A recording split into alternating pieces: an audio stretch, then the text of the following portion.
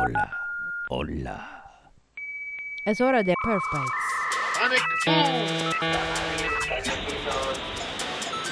¿Qué carajos es Perf Bites? ¡Te vale 50 pesos! ¡Te vale 50 pesos! ¿Me da 20 pesos con todo?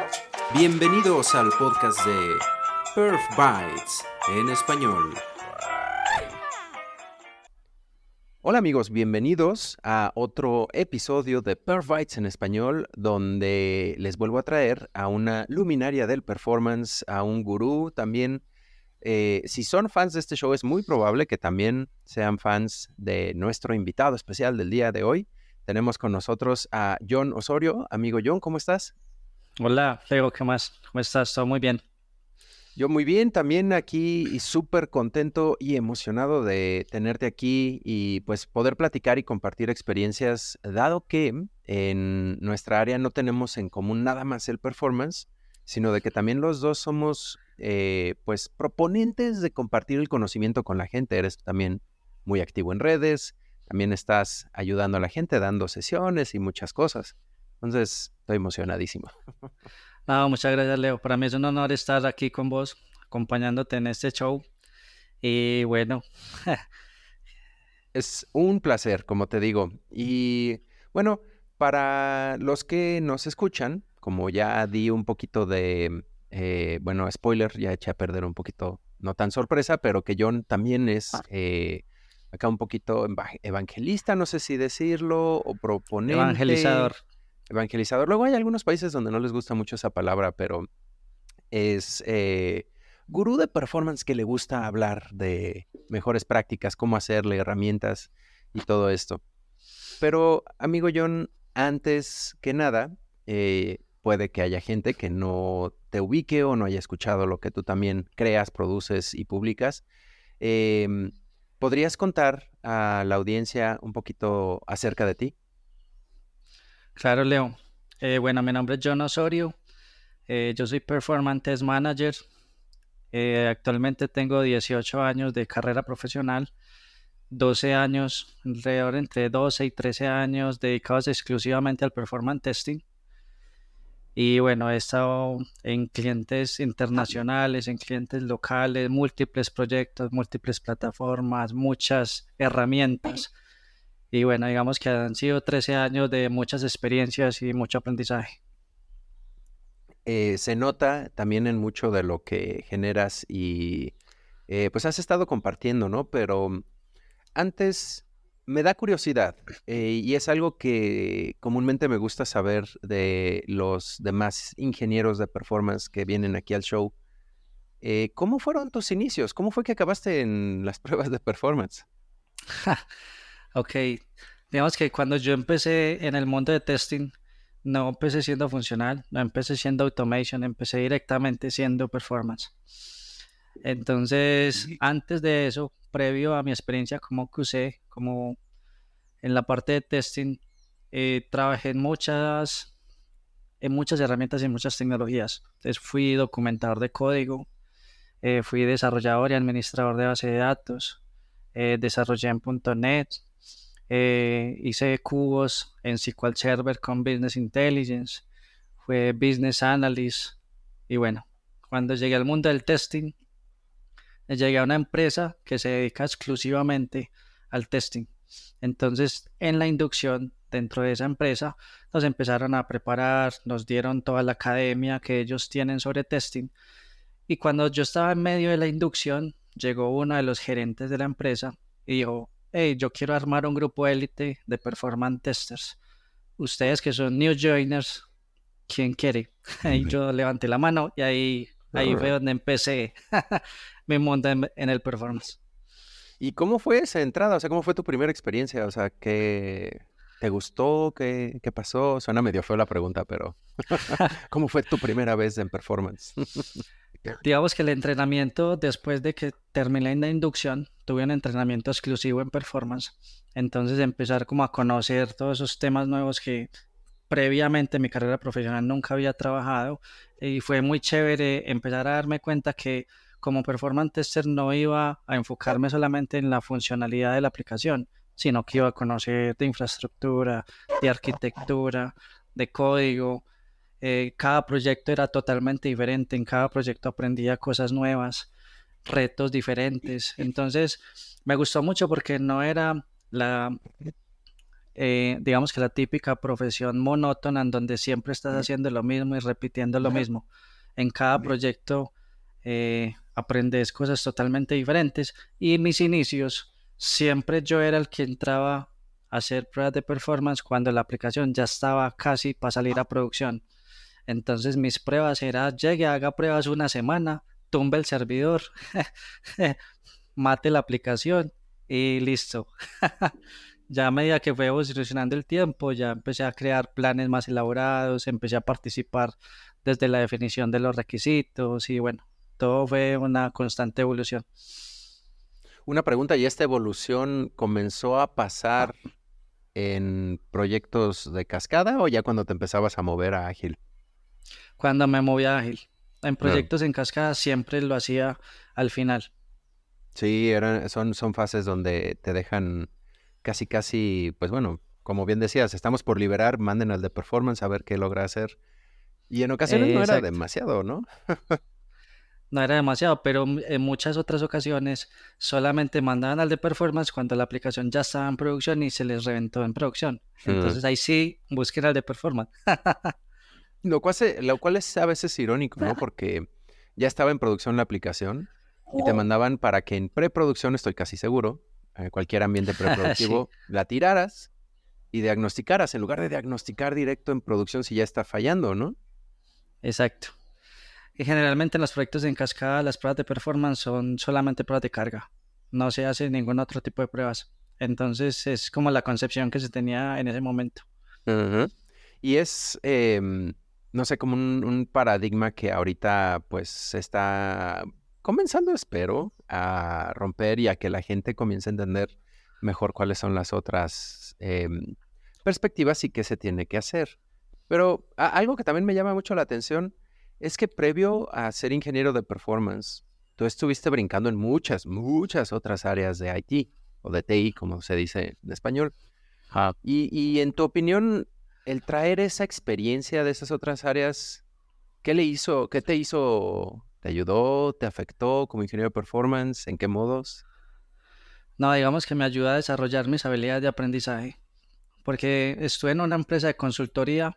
La empresa de consultoría entraba en un cliente, vendía un proyecto y bueno, vamos a hacer cubos en esta empresa.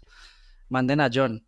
John llegaba a ese cliente sin saber absolutamente nada de cubos. Oh, wow. Entonces entraba al proyecto directamente a aprender lo que iba a realizar y terminé todos los proyectos exitosamente. Entonces fueron unos años, más o menos 7, 8 años de aprendizaje continuo en donde cada proyecto fue una experiencia totalmente nueva para mí y un logro porque saqué todos los proyectos de forma exitosa.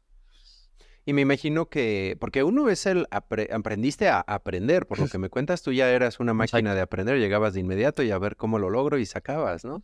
exacto. Pero una vez ya teniendo ese conocimiento, ¿te ayudaron esos conocimientos en performance?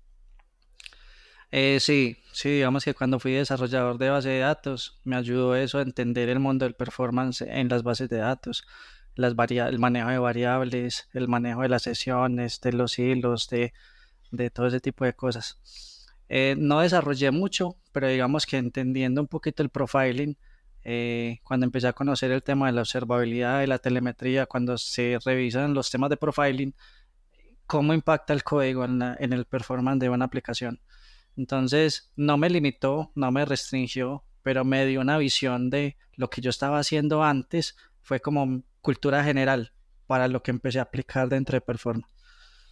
Sí, definitivamente ese tipo de conocimientos creo que son algo que agregan mucho a que iba a decir un mejor servicio, a que seas un mejor ingeniero de performance, ¿no? Si traes el entendimiento, ahorita que dijiste, ¿no? Bases de datos.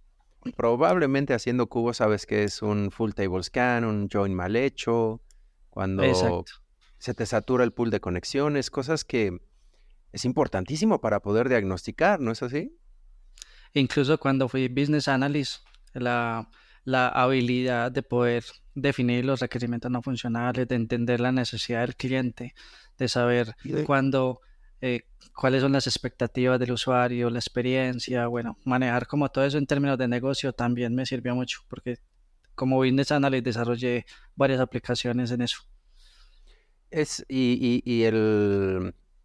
ejemplo, ahorita que decías, ¿no? El entender el negocio, creo que muchas veces como personal de QA o a veces performers, pues llegamos y, tengo que traer el sistema, no sé qué haga, pero pues lo voy a tirar, ¿no? Y a veces sí es importante entender y comunicarse con los usuarios, con los, ¿cómo se llaman?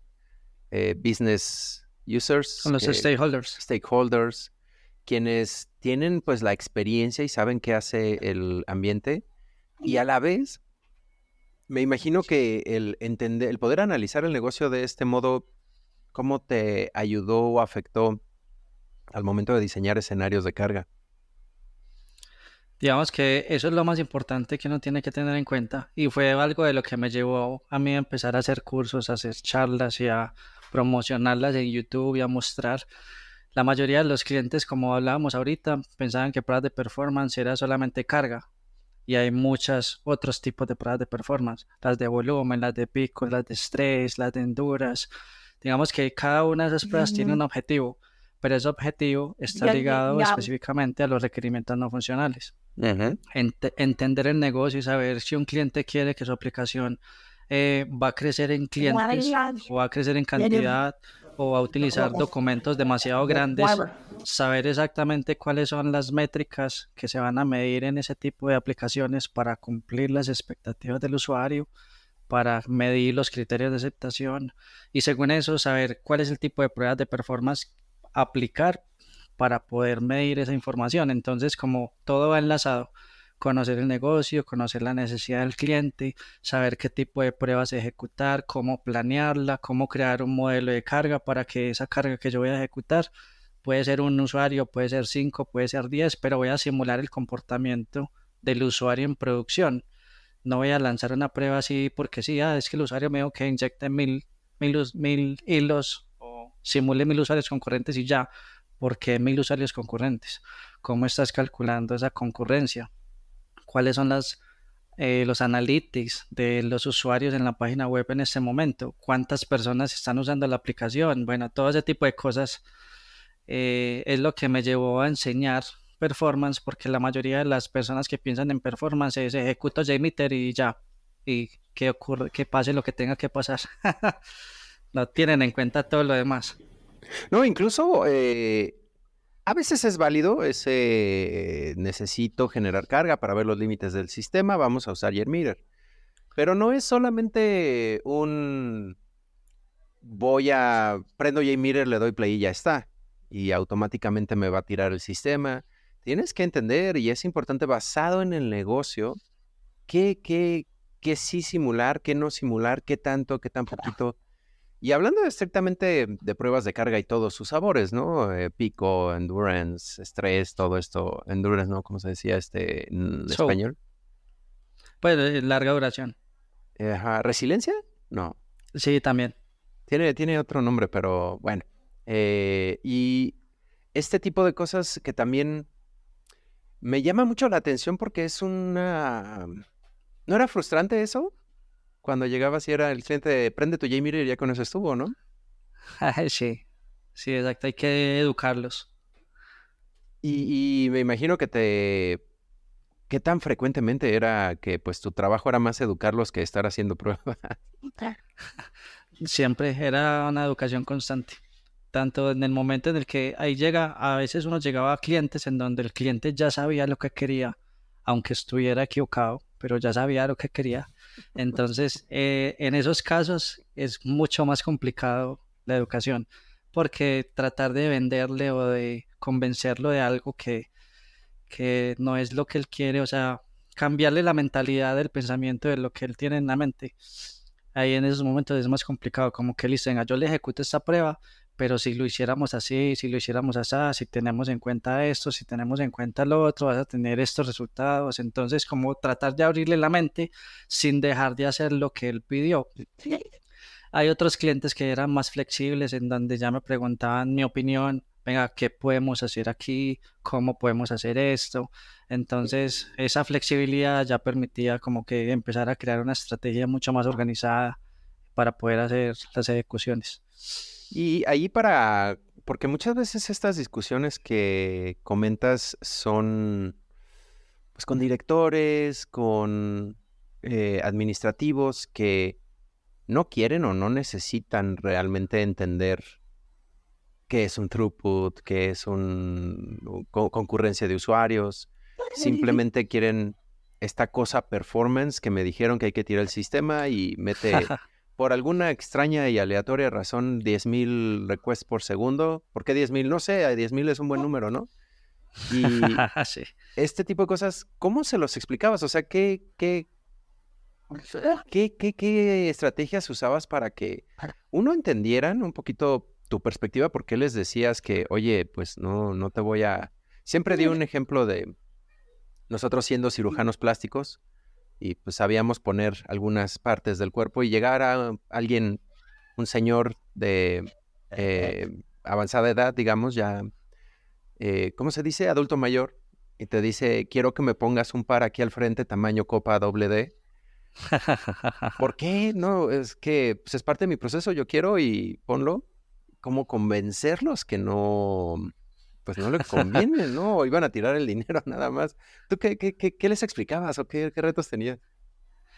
Digamos que hace parte de las habilidades que uno debe tener como ingeniero de performance o como performance tester, el poder comunicarse en el lenguaje del cliente.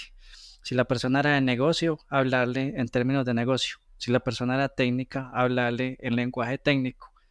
Siempre yo entregaba dos reportes. Entregaba un summary report con, digamos que la información en términos de negocio del resultado de la prueba, Ajá. que era, pues digamos que mucho más cortico, y un informe técnico que ya incluía todos los componentes, las ejecuciones, los tipos de pruebas, todo lo que se ejecutó, y cada reporte iba para públicos y audiencias diferentes. El summary report iba para las personas de negocio, para las personas de marketing, digamos que para los PMs incluso que estaban interesados en cómo había evolucionado el tema, mientras que el técnico iba para los desarrolladores, para los DevOps, para los de infraestructura, para los arquitectos. Entonces, saber con quién estoy hablando y saber cómo hablarle también hace parte, digamos que de las habilidades que deberíamos de tener como ingenieros, y no solo de performance, en cualquier disciplina. Es súper importante porque no es algo común que alguien de TI o ingeniero sepa hablar el lenguaje de management, de marketing, de, no sé, de finanzas, que a veces también es importante agregar ese léxico. ¿De dónde, cómo crees tú que desarrollaste esta habilidad para poder hablar? Porque son ambos idiomas, son idiomas diferentes. ¿Te vuelves un traductor, intérprete o algo así? ¿Cómo? Porque muchos performers fallan en eso. Es muy difícil luego comunicar eso. ¿Cuál crees que fue? Digamos que tener esa habilidad me la ayudó a conseguir haber sido business analyst antes. Entonces, esa posibilidad de entender el negocio, de poder conversar con los clientes, de poder, digamos que entender sus necesidades y sus expectativas y tomar esa información de negocio y transformarla a requerimientos no funcionales para empezar a conocer la información técnica, ahí es donde se hace el enlace entre esos dos mundos. Y desde el principio de mi carrera como performance tester me ayudaban, y, pues, digamos que el gerente que mencionó en esa época decir, vamos a formar un grupo de élite de performance, nos enfocó mucho en saber cómo expresar los resultados, a quién se los teníamos que decir, cómo se los teníamos que decir, y eso también ayudó a reforzar mucho el conocimiento que yo tenía para poder entender bien el negocio y expresar bien, sabernos comunicar.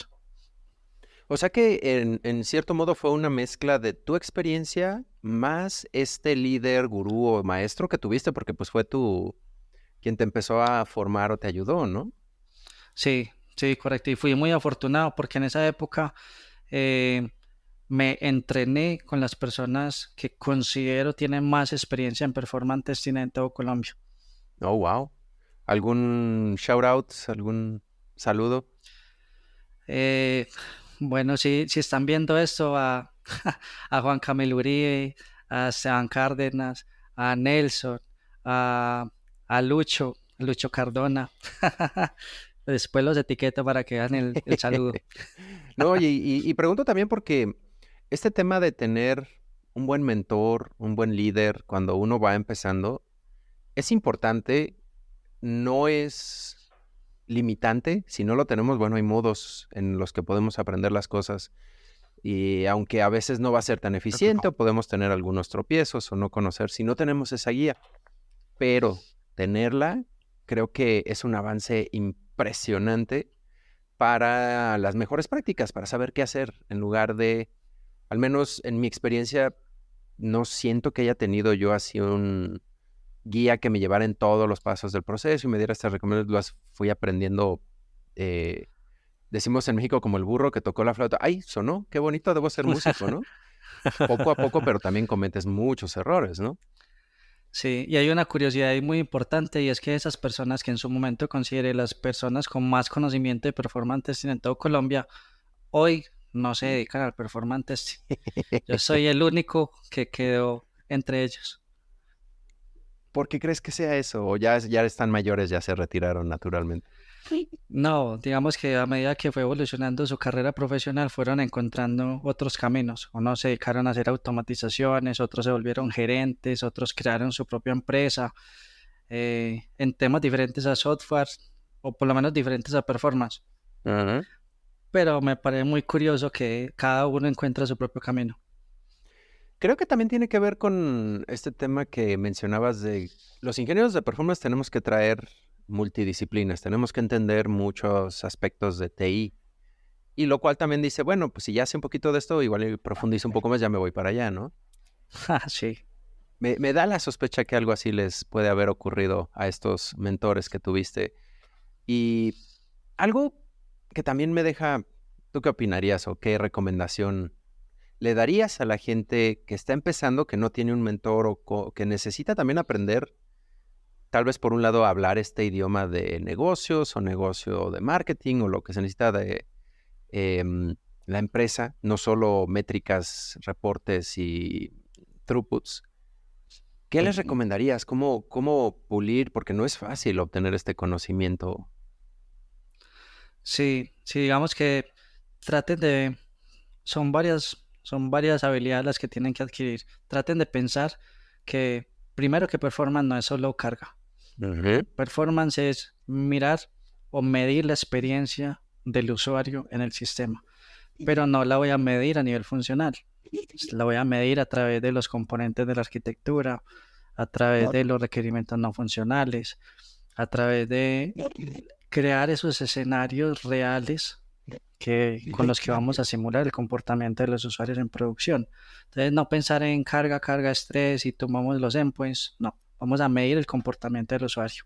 Esa experiencia del usuario la puedes medir con un solo usuario, no necesitas que inyectar carga. Ujú. Puedes con un usuario medir el frontend, mirar los core web vitals, cómo se comportan dentro de la aplicación, cómo se está cargando el DOM del HTML y bueno, pueden ser miles de datos en donde inyectes un archivo con miles de datos, entonces ya estás mirando el comportamiento de un sistema con mucha información y ahí tampoco estamos hablando de concurrencia.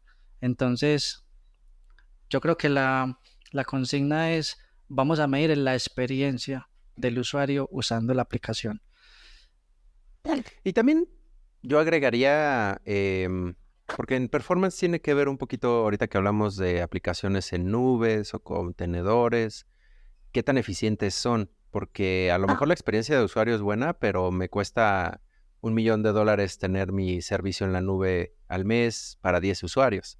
A lo mejor el performance no es muy bueno.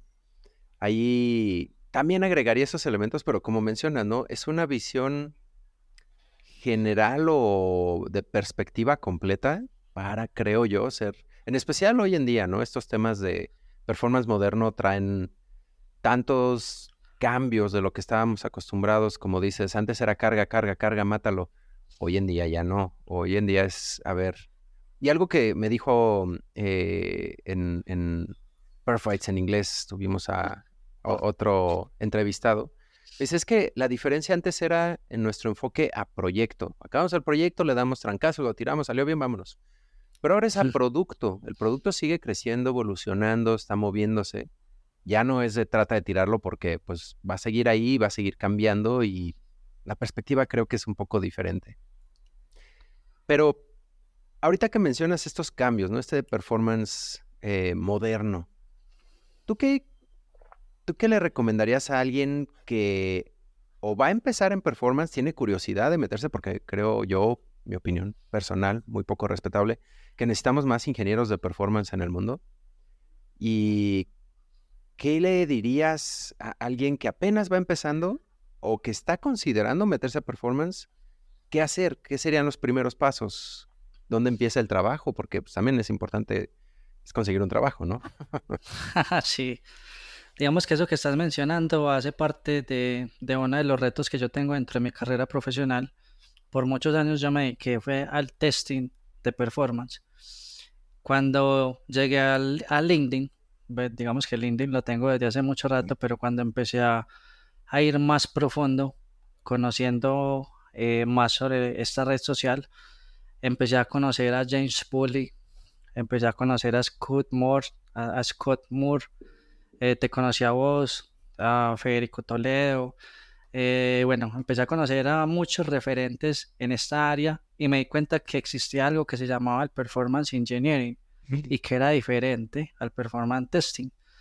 Esa evolución del tester al engineer rompió mi cabeza. Digamos que yo no tenía esos conocimientos y se convirtió en un reto profesional poder empezar a apuntar mi carrera de tester a ingeniero. ¿Cuál es la diferencia básicamente de tester a ingeniero? El tester es el que te da el resultado.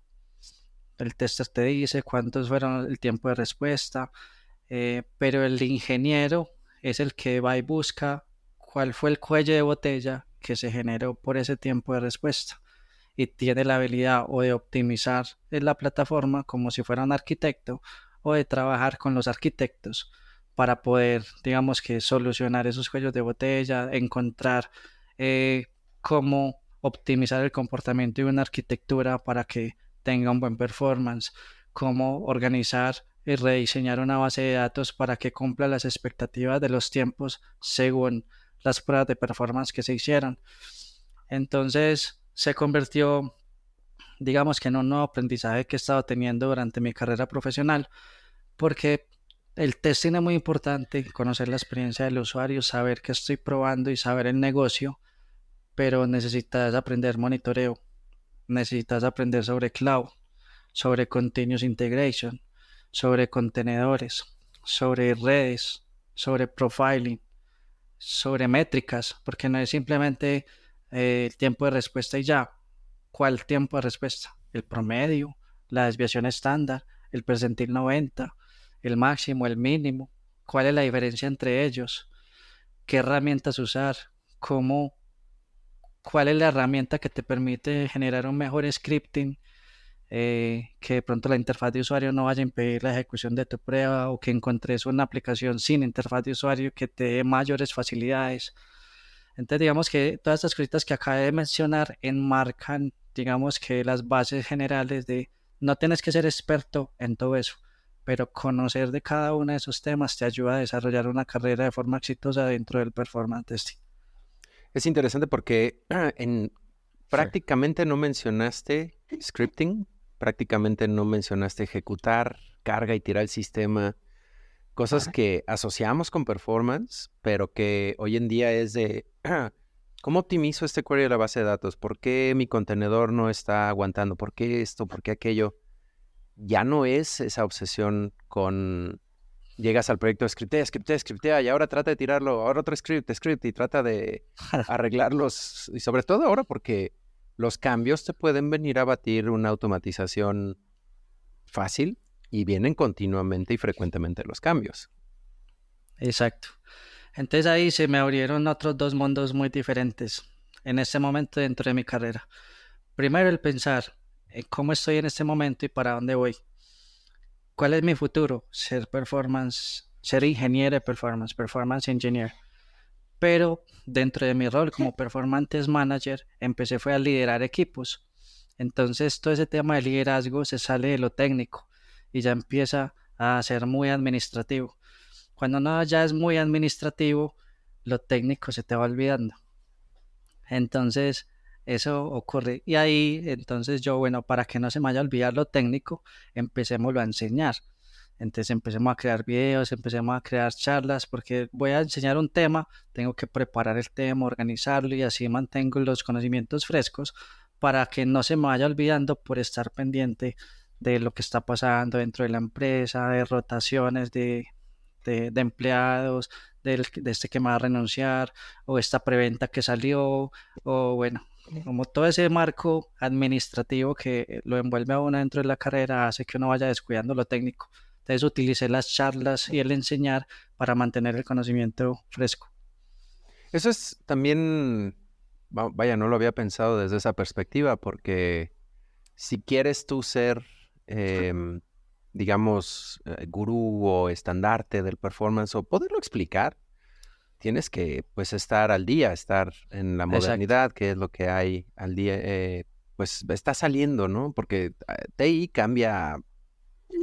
Muchas personas decían, pero ¿qué? Eso es una práctica que hacemos nada más de hace 5 años. La herramienta tiene, o sea, esa herramienta ya es anciana en edades de tecnología, es casi casi años de perro, ¿no?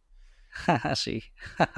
Y en ese también me da mucha curiosidad, ¿cómo fueron esos primeros pasos de que comenzaste a querer transmitir el conocimiento, ayudar a la gente para mantenerte tú al día, pero ayudando a otros? ¿Cómo fue estos primeros? ¿Cómo lanzaste John Osorio online o no sé cómo llamar, porque nada más sales como John Osorio, ¿no? No tienes...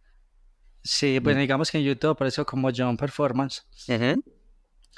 Y bueno, desde hace mucho tiempo tenía pensado crear un canal de YouTube para enseñar cosas de performance, pero no encontraba el tiempo para generar el contenido. Cuando llegué a la empresa en donde estoy en este momento, ellos me dijeron, bueno, ¿cuáles son tus aficiones? ¿Qué es lo que más te gusta hacer? Y yo, bueno, uno de mis hobbies es editar videos. Me gusta mucho, sé Premiere, entonces me gusta editar videos, pero lo hacía de forma, editaba mis viajes, editaba Mm. fiestas, editaba paseos y todo ese tipo de cosas. Cuando ellos me dijeron, bueno, ¿te gusta mucho el video? ¿Te gusta enseñar? Entonces me mandaron a la casa un micrófono, me mandaron una cámara, me ayudaron a organizar el set y me dijo, bueno, queremos que nos empieces a ayudar a dar conferencias a nivel internacional. Contrataron un entrenador de public speaking y me entrenaron durante varios meses para empezar a quitar, perder los nervios, a saber cómo expresarme, que las manos, que la expresión corporal. Y bueno, todo ese tipo de cosas pues me empezó a ayudar y empecé a dar charlas y daba charlas y daba charlas. Entonces, como todas esas charlas quedaban grabadas, las descargaba y las montaba en YouTube y ahí ya tenía mi contenido. Ujú. Entonces aproveché todas las charlas que daba internamente para la empresa y empecé a a crear el contenido para YouTube. Y así poco a poco fui dándome a conocer. ¿Cuánto tiempo llevas ayudando a la comunidad y publicando tus charlas y tu contenido? Por ahí 6 meses o 7 meses más o menos. ¿En serio es tan poquito? Yo tengo idea de que ya te había visto generando cosas mucho antes. No, máximo un año, pero Ok. digamos que no llevo más tiempo de eso. Oh, wow. Tenía la impresión de ese John es veterano. A cada rato lo veo poniendo en LinkedIn ahí contenido y ayudando gente. No, a lo mejor. em, Activo Sí, ya estabas, ¿no? sí, exacto. O sea, digamos que activo ya estaba, pero empecé a volverme más recurrente, empecé a aumentar la frecuencia más o menos hace un año, Arre. fue cuando empecé a generar contenido con más periodicidad. De nuevo, ¿cómo te encuentra la gente? Digo, es pregunta del final, pero ahorita quiero nomás aclarar. John Performance, @John Performance o John IT Performance. Échenle un ojo. Y amigo John, por ejemplo, ¿qué son ahorita, regresando un poco a los proyectos? Ya sabemos tu historia pública, cómo comenzaste a generar contenido, pero también me da mucha curiosidad ahorita que mencionabas qué métricas dar, qué no dar a los usuarios cuando generas pues este reporte que mencionabas, ¿no? Y lo tengo muy en boga porque recibí una pregunta también de, oye, ¿qué reporte debo generar y cuál es el importante? ¿Qué métricas me tengo que poner atención para, pues, reportar, ¿no? En mi proyecto de performance, sin mayor descripción. ¿Tú qué opinas de ese tipo de preguntas? Ya te veo sonriendo. Bueno, generalmente cuando uno le entrega al cliente un reporte con métricas de performance, generalmente uno entrega el throughput, las Ujú. transacciones por segundo, que definen la capacidad del sistema, cuántos son los requests por segundo o por minuto que es capaz de soportar un servidor cuando se le está inyectando carga, o el tiempo de respuesta. Generalmente la mayoría de las personas hablan del promedio, pero el promedio es una métrica que no siempre te va a decir la verdad. Es mejor utilizar el percentil 90 o el percentil 95. El promedio es una métrica que está muy amarrado, está muy ligado a los máximos y a los mínimos. Entonces, si tenés digamos que muchos valores con un valor bajito y tenés por ahí dos o tres muy altos, esos altos te van a arrastrar el promedio hacia arriba. Entonces, no te va a mostrar la realidad del comportamiento de los samplers o de toda la muestra de usuarios. El percentil 90, Me sí. recuerdas un chiste que dice, empieza el chiste, Bill Gates entra en un bar, súbitamente todos en promedio son multimillonarios, Exacto. ¿verdad? Eso puede pasarnos con nuestras métricas si hacemos solo promedios. Ahí está el riesgo, ¿no? Perdón, sigue. Sí, sí, pero correcto. Eso es excelente ese aporte. Los percentiles te van a dar digamos que un entendimiento mucho más cercano al comportamiento de esa muestra que estás midiendo, porque te van a medir el 90% de todos los usuarios que están midiendo.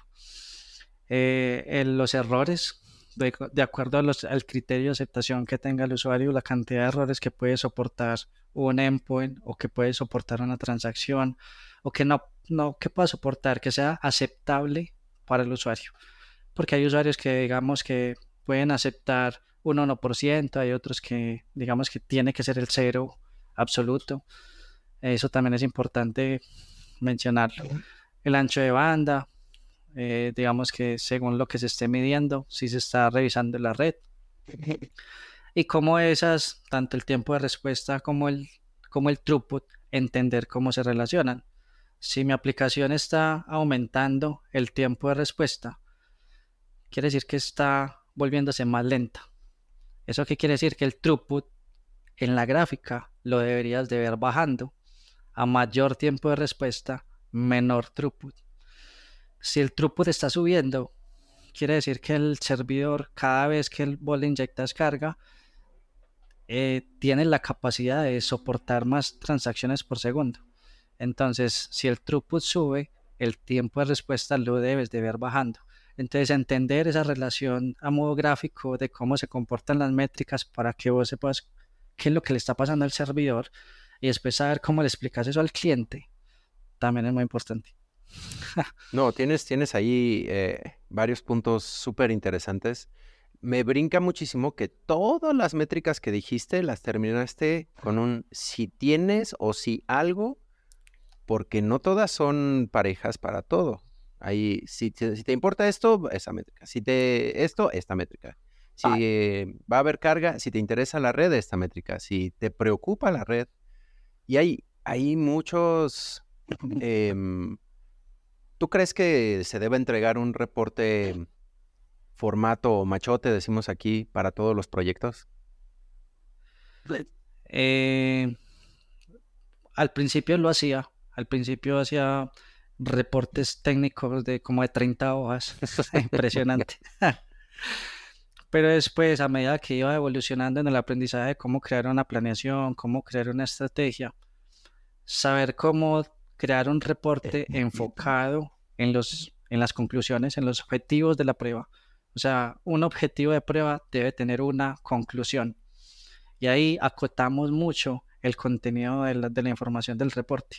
Eventualmente vas a crear reportes en donde tenés que dar evidencia de todas las ejecuciones, de todo lo que hiciste, de la planeación, de los componentes, porque se vuelve materia prima para una revisión técnica a futuros desarrolladores o para el equipo de arquitectura.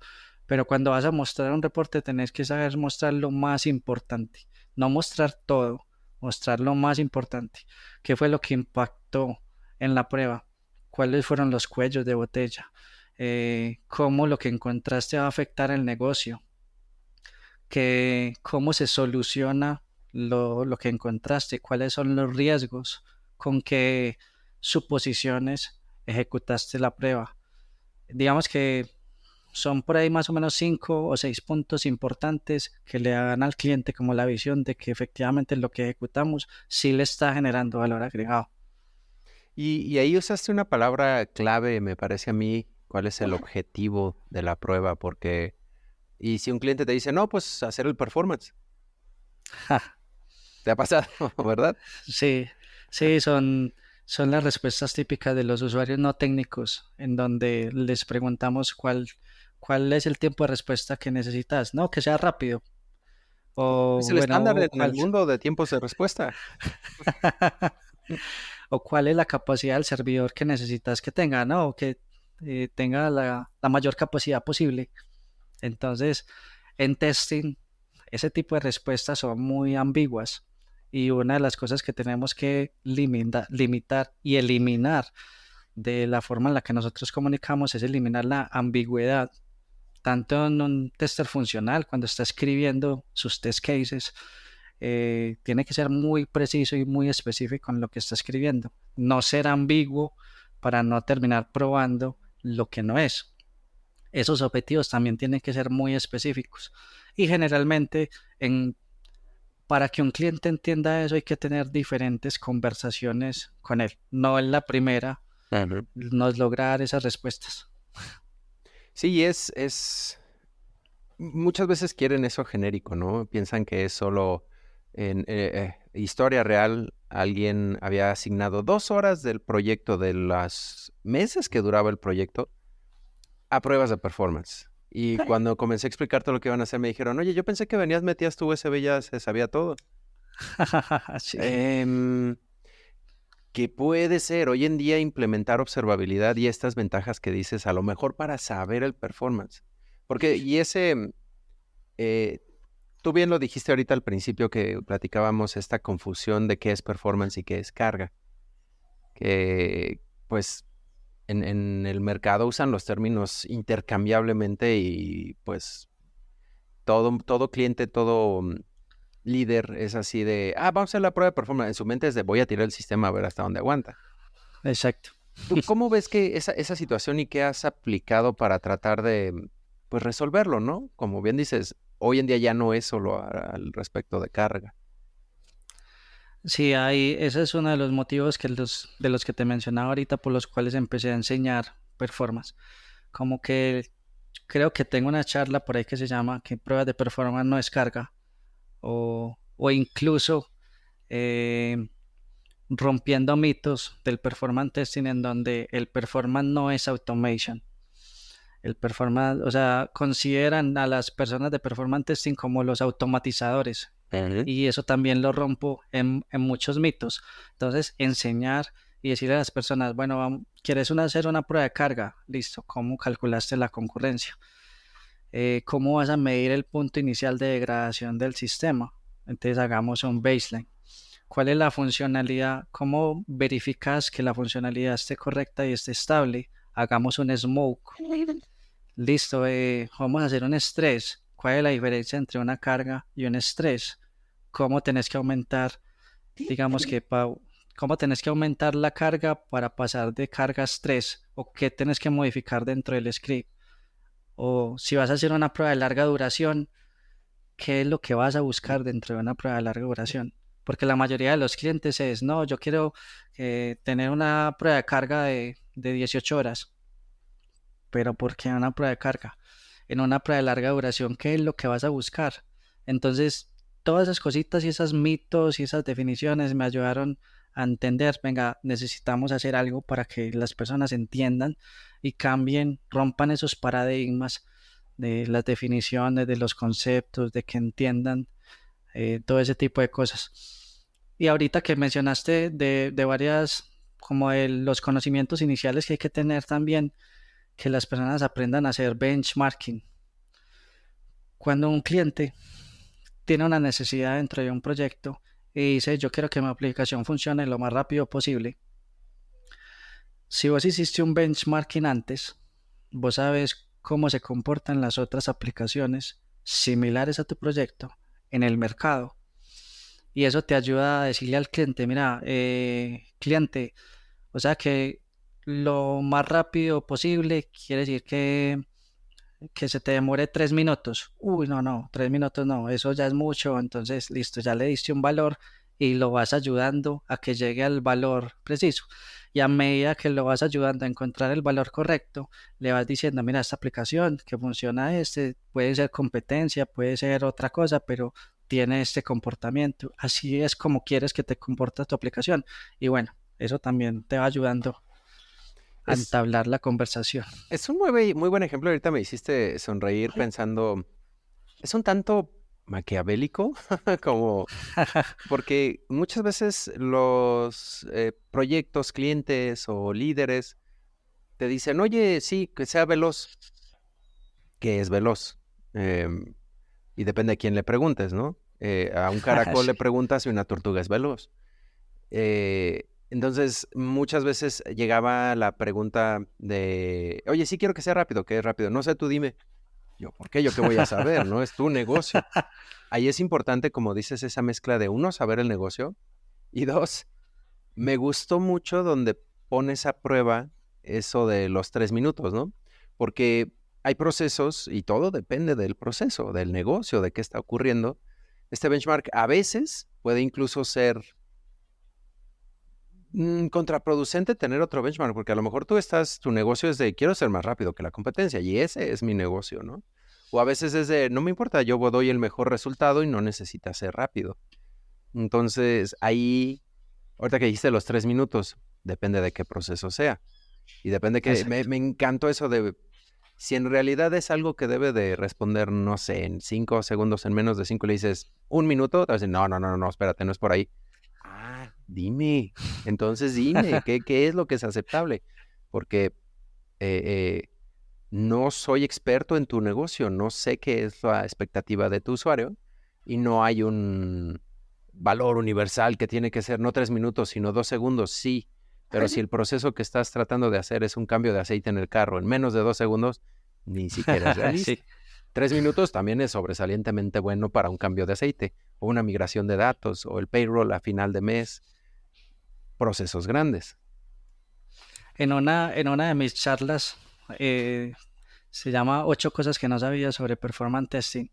Hago un ejemplo de cómo un negocio que no tiene nada que ver con tecnología, en ese negocio les enseñan a las personas cómo calcular la concurrencia de un sistema. Eh, para no hacer mucho spoiler, les menciono, es una pareja que trabaja vendiendo cafés, tiene su carrito vendiendo cafés. Eh, las personas llegan a comprar su café y la persona que los está atendiendo tiene una recurrencia, tiene una capacidad para recibir órdenes, mientras que la persona que está haciendo el café tiene otra capacidad para preparar el café. Ujú. Entonces, cuando empiezas a mezclar la capacidad para recibir órdenes y la capacidad para preparar cafés, por medio de la ley de Little, sabes cuánto se va a demorar el cliente en esperar su café al final en su resultado. Entonces, ¿cómo aumentar la capacidad de ese sistema? Atendiendo, recibiendo órdenes más rápido o comprando más máquinas de café o bueno, digamos Poniendo que, más digamos, cajeros, exacto. más Entonces, en esa charla les muestro las diferentes alternativas en las cuales se puede aumentar la capacidad del sistema desde diferentes perspectivas, aumentando más cajeros o aumentando más máquinas de café. Y si eso lo traducimos a performance, vos puedes mejorar el rendimiento de un sistema conociendo el negocio y sabiendo exactamente cómo vas a medir el negocio o metiendo más disco, más memoria, más red, aumentando los recursos de hardware del sistema para que tenga más habilidad de procesar y de, digamos que de escalar, ese escalamiento vertical que le llamamos. O con Entonces, bueno, máquinas también que hagan más rápido el café o que cobren más rápido y metan la orden. exacto. Entonces, en mis charlas me ha ayudado mucho a explicarle a las personas temas técnicos y conceptos no técnicos con analogías de cosas que cada una de las personas entiendan en su mundo real. Sí, ahí soy proponente totalmente de las analogías, creo que son de los mejores Sí, mecanismos. Y me brinca una curiosidad ahorita que mencionas concurrencia, ¿cómo la explicas hoy en día? Porque es muy diferente concurrencia en una aplicación monolítica a hoy en día que tienes aplicaciones hechas en servicios, microservicios, están regadas por todos lados, dado que ya no se mantiene una sesión por todos lados como estábamos acostumbrados. Ya no es un cliente entrando, no sé, al restaurante con un macromenú, sino es el cliente entrando a un food court que hay muchos puestos y pues no importa cuántos hay, cada quien se va al puesto que quiere, lo pueden ver 3 veces en el mismo puesto. ¿Cómo explicas ahora concurrencia? Porque ya no es basado en usuarios virtuales y cuántos caben. sí, depende del tipo de tecnología al cual se le esté haciendo las pruebas. Antes, eh, o digamos que todavía aplica para muchas páginas web en donde primero para explicar concurrencia les explicaba a las personas qué significaba población, la diferencia entre población y concurrencia. Población son los usuarios que tiene mi sistema, concurrentes no son los usuarios que tengo en mi sistema. Entonces, generalmente era como uno de los mitos que ayudaba a romper porque el cliente decía, mira, es que yo tengo registrados en mi sistema 1.000 usuarios, entonces necesito que me agreguen una prueba con 1.000 usuarios concurrentes. Concurrentes es porque estén haciendo lo mismo en el mismo segundo al mismo momento, ¿cierto? Ujú. Entonces, cuando hablábamos de transacciones en la web, hacían un journey, hacían un recorrido, hacían su transacción, entonces empezábamos a hablar de diferencia entre población y concurrencia. Pero ya para mirar cómo van esos microservicios, ya empezamos a medir la capacidad de los endpoints o la capacidad de los microservicios. Ya no hablamos de usuarios concurrentes, ya hablamos de transacciones por segundo o de la capacidad del sistema en esos casos. ¿Cuánto es el criterio de aceptación en cuanto al tiempo de respuesta cuando mi endpoint está manejando 100 requests por segundo o 200 requests por segundo? ¿Cierto? Entonces ya lo manejamos más a términos de capacidad y no de tanto de usuarios virtuales. Sí, ese es un poco difícil hoy en día explicarlo, porque muchos clientes estaban acostumbrados o muchos proyectos a su métrica es cuánta gente cabe aquí en el sistema y es lo único que quiero saber. Y hoy en día incluso pues tu endpoint, como dices, ya puede ser un microservicio que está aislado por ahí. Puedes estar estresando todo lo demás y no te enteras de que ese solito es a lo mejor un cuello o tiene problemas o está lento. Y ya no tiene nada que ver con el número de usuarios. Ya la sesión te la maneja otro microservicio por allá regado y ya no se mantiene un estado. Y además, Sí. ese otro elemento que mencionas de ya es más basado en throughput, ya es más basado en cuánto se le pega a ese elemento o microservicio, que muchos proyectos como que dicen, ¿cómo? O sea, ¿ya no importa cuánta gente hay dentro? No, sí, sí importa, pero esa métrica ya no aplica tanto, ¿no? Eso. Y constantemente vas a estar aprendiendo. A pesar de los años que yo llevo haciendo performance testing, recientemente empecé a hacer performance en aplicaciones con colas de ActiveMQ.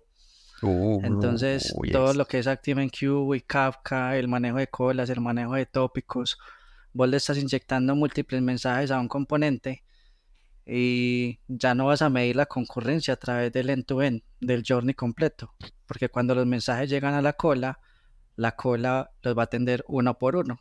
Y tú Entonces como generador de carga nada más obtienes un 200 con un tiempo de respuesta de .2 y todo salió muy bien, ¿no? Exactamente. Entonces la cola te rompió la concurrencia, entonces ya, ¿cómo la vas a medir? Entonces tienes que empezar a tener en cuenta cuál es la latencia de la cola, cuándo llegó el primer mensaje, cuándo salió el último, a dónde llegó, los recursos del servidor en donde está almacenada esa cola, si se está saturando, si no, entonces ya tienes que medirla de otra forma, a diferencia de las aplicaciones web, a diferencia de las aplicaciones mobile, a diferencia de una aplicación en la nube, a diferencia del front. Cada tipo de arquitectura o cada experiencia de ese producto tiene métricas diferentes, se mide diferentes, tiene pruebas de performance diferentes. Sí, es buenísimo lo que aportas porque a muchos les desespera que les damos la respuesta de es que depende. ¿Qué estás haciendo? ¿Qué es por Sí, aquí? ¿Qué es por allá? No, yo quiero una receta, algo que siempre sea lo mismo. No, en performance, híjole, creo que no. Y sobre todo hoy en día que están cambiando tanto las cosas y que también lo que decías, ¿no? Un microservicio ya no es solo, ya no importan tanto usuarios, ya el throughput es más importante. La elasticidad, ¿cómo mides que tu microservicio? Porque es un mundo de nuevas mediciones. Ahorita que decías tiempo de respuesta, sí importa tal vez, pero ¿qué tal cuánto tarda en crecer? ¿Cuánto tarda en agregar otro pod horizontal, verticalmente? Conceptos que no estábamos acostumbrados eh, a ni siquiera escuchar, ¿no? Ahí te ha tocado sí, retos al exacto. respecto. Sí, claro, incluso me acuerdo en una de las charlas que recientemente estuve con vos, cuando nos preguntaban, bueno, vamos a inyectar carga y vamos a inyectar carga, pero la aplicación está en la nube y va Y a es elástica. autoescalar. Exacto. Entonces, ¿cómo vamos a saber en qué momento vamos a romper el sistema si siempre se va a estar autoescalando? Y la Dependiendo respuesta del era, presupuesto, dependiendo del presupuesto y el budget, porque ahí si se va a vas a inyectar romper carga, la tarjeta de crédito, no el sistema, se va a exactamente. crecer todo, ¿no? Y es algo que no Entonces, puede entender a veces, ¿no? El proyecto es como, ¿ah? Oh. sí, pasa mucho. Entonces, dependiendo de la arquitectura, del tipo de producto, del tipo de aplicación que estés probando, tenés que ser muy consciente de hacer una planeación y crear una estrategia basado en esa tecnología. Sí, buenísimo esta perspectiva, porque muestras, ahorita estás compartiendo mucho de que no es nada más automatiza, pégale y mide tiempos de respuesta. Me gusta que echaste ya 3, 4 ejemplos donde una cola, un asíncrono, un MQ, todo este tipo de cosas, el tiempo de respuesta, pues no lo mides tradicionalmente. Exacto. Y ahí me nace, ya estamos en el Ramdown, ya estamos a punto, no te quiero detener demasiado. Sospecho que vas a estar volviendo porque estas pláticas se están poniendo muy buenas. Pero, ¿tú qué opinas? Está, no recientemente, y es algo que se ha intentado mucho y que me han preguntado hace poco otra vez, y un montón de veces me lo han preguntado. ¿Tú qué opinas de estos esfuerzos de reutilizar automatizaciones funcionales en pruebas de carga? Uy, muy buena pregunta. Eh, Literalmente no sabría cómo responderte a eso, pero según lo que opino, digamos que como, o sea, si nos basamos en los conceptos y en las definiciones, cuando nosotros vamos a simular una prueba de performance, vamos a simular el comportamiento del usuario. Ajá. Ese comportamiento del usuario es un comportamiento funcional. Entonces, si hay scripts que ya sean funcionales o que ya se haya creado una automatización funcional y que nosotros los podamos reutilizar para poder hacer las métricas de performance, estaría genial. Pero no Para necesariamente todo performance, porque para carga, performance, exacto. Para performance, exactamente.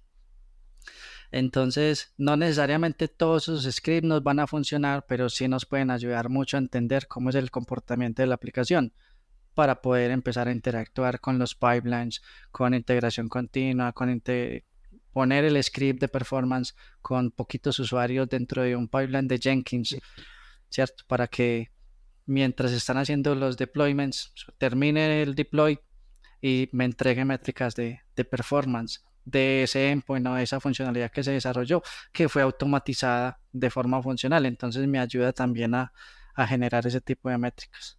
me gusta mucho que metes esa aclaración, ¿no? No de carga, sino performance para conocer estas métricas. A veces yo diría, ¿no? Uno funcional, meterlo en un pipeline, ay, porque los funcionales luego tienen muchos pasos, luego duran mucho y te pueden detener el pipeline. Y otro ahí detalle que, no sé, muchas pruebas funcionales, si las metes así tal cual, un usuario real no mete un X en donde va un número, no mete un emoji en donde no hace... ahí es muy raro que tengas un flujo realista, porque las pruebas funcionales están tratando de encontrar otras cosas. Exacto. Todas esas variaciones y todas las alternativas que se hacen en una prueba funcional finalmente van a impactar el mismo endpoint o la misma URL, ¿cierto? Entonces lo que nosotros hacemos es mirar cuáles son las transacciones que más van a impactar al servidor y basadas en esas simular el comportamiento del usuario sin tantas alternativas. Digamos que entre comillas sí tenemos que simular datos o crear set de datos diferentes porque también tenemos que evitar el tema del caché en las aplicaciones para que no se nos vayan a afectar los tiempos de respuesta por temas de caché en el browser o temas de caché en el servidor, pero no vamos a tener tantas alternativas o tantas variaciones en un script porque lo que estamos midiendo es el comportamiento específico de un endpoint.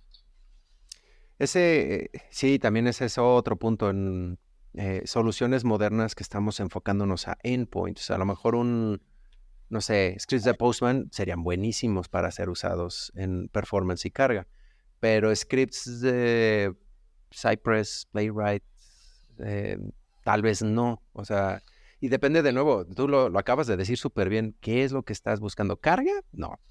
Ahí me gustó que fuiste tajante así de no, carga ahí creo que no me metería. Em, Y aún en estos momentos, ese tema de que las pruebas de carga son iguales a las pruebas de performance es algo que nos vamos a demorar mucho en que las personas lo entiendan. Recientemente Postman sacó un componente para medir performance dentro de su aplicación. que está bien.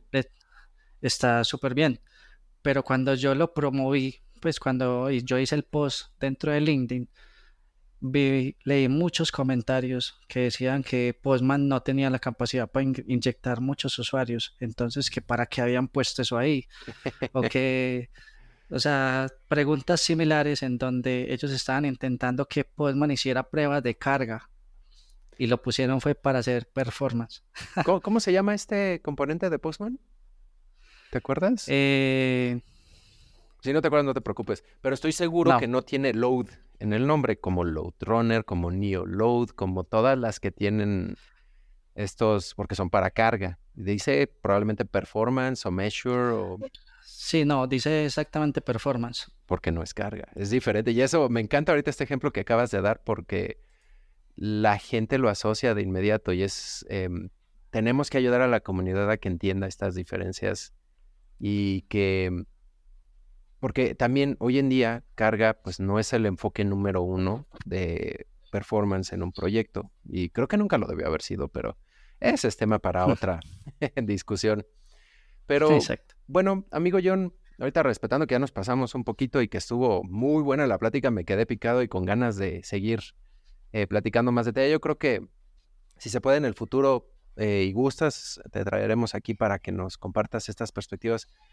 Porque en estas discusiones y estos ejemplos de la vida real es donde espero la gente que nos escucha y que te ve en tus videos en YouTube, tus sesiones, les caiga el 20, decimos aquí, o tengan este momento de iluminación de, oh, creo que he estado haciendo un poco, tal vez no mal las cosas, pero no lo mejor posible.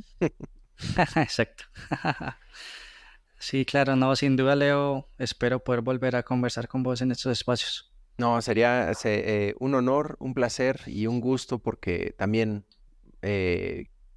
como dices, uno enseñando aquí, uno compartiendo el conocimiento, aprende mucho. También acabo de tomar aquí varias notas de cosas que mencionaste. Y bueno, para la gente que quisiera hacerte más preguntas o dar seguimiento, ¿dónde te puede encontrar la audiencia?